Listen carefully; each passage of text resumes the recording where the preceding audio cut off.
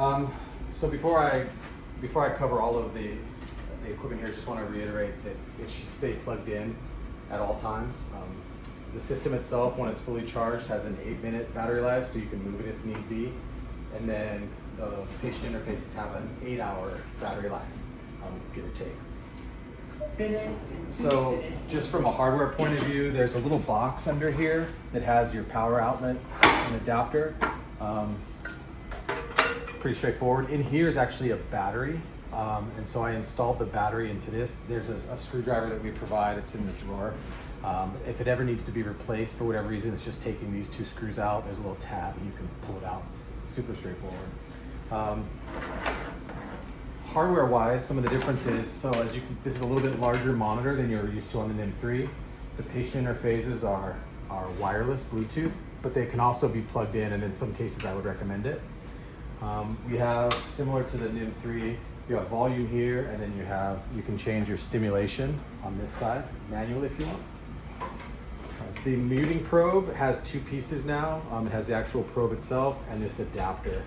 When you plug in the muting probe, so you just plug it in right here, and then just take note that there's 2 little pinch releases on the side. If you want to pull it out, you gotta pinch those. They're pretty delicate, so just make sure you pinch these. We have a spare one as well in there. The muting probe, if you just take it off like this to disconnect, it's still gonna think it's connected. So this doesn't disengage the muting probe. You have to take it completely out. This also has wireless muting, which will just go into effect immediately. It'll go into effect with a 1-second delay, so you might hear something. Even if this isn't plugged in, if the chirping starts going, it'll automatically mute it after about a second. But we recommend using this. Just a reminder, you want to use this when you're using cautery. Just on your only monopolar devices need this. You just wrap it around once, as close as you can to your cautery unit, and then plug it in, and it'll take muting from there. So those are a few different things. We actually use the same NIM 3.0 simulator, patient simulator. This is crucial for troubleshooting. So we again will keep this in the drawer. Excuse me here. One is mine. That one's mine. Okay. So as far as using the equipment's concerned, as soon as you power it on, well, I'll back up. Push this for 1 second and it'll start to power it on. You hear a little chirp and this light turns like a bluish color. Then you're gonna get to the main screen immediately. Typically, you're just gonna hit the default profile, select what procedure you're gonna do. For this, we'll just say head and neck, thyroid. And then this is critical that after you've selected your procedure, then you can take the patient interface off. You'll see that it establishes the Bluetooth connection. It'll turn green when it's ready to go, like that. At that point, you can then advance to setting up all your probes. With this, take care not to drop it. There's a few kind of best practices that we recommend. It has these clips on the back that you can either like clip it to the side of a bed rail and then reinforce it with some surgical tape or like a tourniquet to hold it on. Some people will put the bed rail in this and then clip this on the drape and then just try to secure it as possible. You just want to make sure you don't drop it. These are expensive and dropping them is not good. They're designed to be dropped a little bit, but too many of it's going to break. So you have 2 different options. Whatever one you want to use, you can just pull off. It'll automatically connect and go from there. This is going to be really similar to what you're doing in the past. You're going to make sure that your EMG tube is properly placed, which is there's the cross on the blue if you're using our EMG tubes, and that needs to be right at the vocal cords, positioned properly. So if once you place it and align it with the vocal cords, if you move the patient again before the procedure, you're going to want to take a look and make sure it's still positioned. It has to be the right size so that it's touching the cords appropriately, and it has to be in the right position for it to work. I'll walk through with the patient simulator how to set this all up, but you're gonna plug the blue to the blue, the red to the red, and then here you have a couple options with stimulating probes. You actually have a few that came with it. These are really nice. So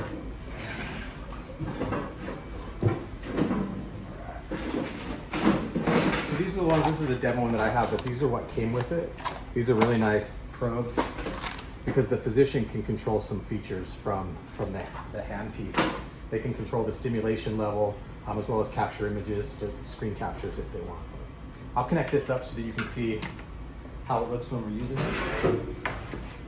So the patient simulator, this is designed to then mimic it being properly placed in a patient. You'll put the blue probes to blue. The red and orange look very similar. Take note, I'm colorblind, so sometimes I get the orange and red confused, but I believe that's orange and this is red. Yeah, that's right. So and then you'd have the different components of your probe. You'll have your ground, which is green.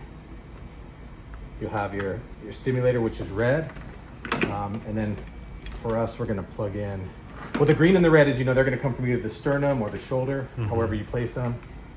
And then if you're just using a basic brass tip, kind of standard probe, you'll just use the black. But if you're using this little fancier one with the controls on it, you have this little adapter that needs to be plugged in. And so it'll go ahead and show you that it's plugged in appropriately. If you're doing like an otology case and you're going to be using 4 channels, it'll give you more channels, and then you just appropriately place those electrodes on the patient. Once you see all green here, you know that you're connected properly. You can advance. And then here you can test to make sure that it's working. So for us,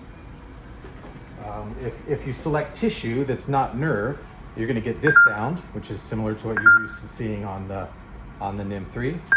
And then if you're stimulating the nerve, you'll get that sound, and as you release, it's going to give you an audible, it'll give you an audible indicator as far as what the microvoltage was. So that's 1, that's 2.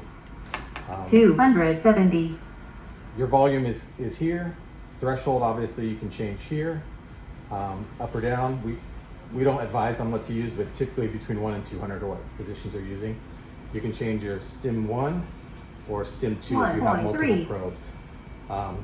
With this particular adapter, you don't have to touch this at all. You can just go up and down with this probe. 1.1. You can also then push and hold to capture images if you want. It can do some other things that are more advanced. You can do like active nerve monitoring, and those are some things that we can, when I work with the surgeons, I can discuss if they're interested in doing that, and we can do active monitoring. That involves putting a probe or an electrode on the vagus nerve to provide constant stimulation, so you're not having to do it manually. Let's see, what else do we need to go over? That's kind of the basics. Any questions you have?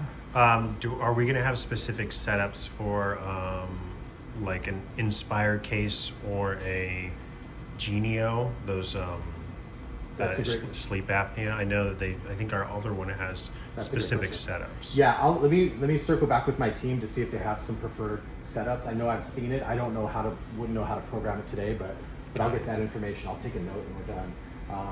So Inspire and Genie are what you use? Genio, yeah. Genio, what is that? It's another sleep apnea treatment implant. Similar to Inspire? It's very, very similar. Got it. Okay, so this is pretty similar. The one thing I do want to talk about, the better practice is if you do have any issues with the Bluetooth, because sometimes you get interference in a room or things aren't just working, if something seems a little bit off, you can always just manually plug these in and it'll switch from Bluetooth to wired. If there's a lot of interference in the room, this is a quick way to solve that. It's pretty long. You can plug it and unplug it as you like, but it's here. The one thing to take note of is that you need to press it in until it clicks. There's a little bit of a detent in it where you want to push it all the way in to make sure it's working. Okay.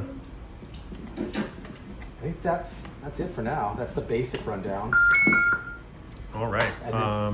Any like common troubleshooting things you can think of, like common pitfalls people run into? That's a great question. Obviously, if they've set it up and you're not seeing green on all of the different electrodes, it's not going to advance. The biggest issue that we have is if the EMG tube's not properly placed. Okay. That's the issue. Also, if the threshold is too high, they might be giving stimulation and they're not hearing anything because this might have gotten bumped up. If they're hearing way too much noise, it might be too low. That's another issue that we have. off the top of my head, those are the major issues as far as if you have Bluetooth connection issues, plug it in. Sometimes if these are bad and you take it off and it's not connecting, try switching them. That'll reestablish the connection and they'll work. Sometimes they cross their paths if someone has moved it frequently, or if you take one off of another unit and put it on, which isn't an issue here, but we've seen that happen a few times. But mainly, that's the big issue. Oh, one thing that I do want to mention is on the muting probe. You're probably familiar with it with the other, but this is very delicate, little ferrite rod and glass. One thing that we don't want to do is chuck this under a table or bed, because this will break and that could be problematic. So just take care of this, and this unit would be the best practice that I would give you. But other than that, it should be more similar than different to what they're using on the NIM 3. Okay. Cool.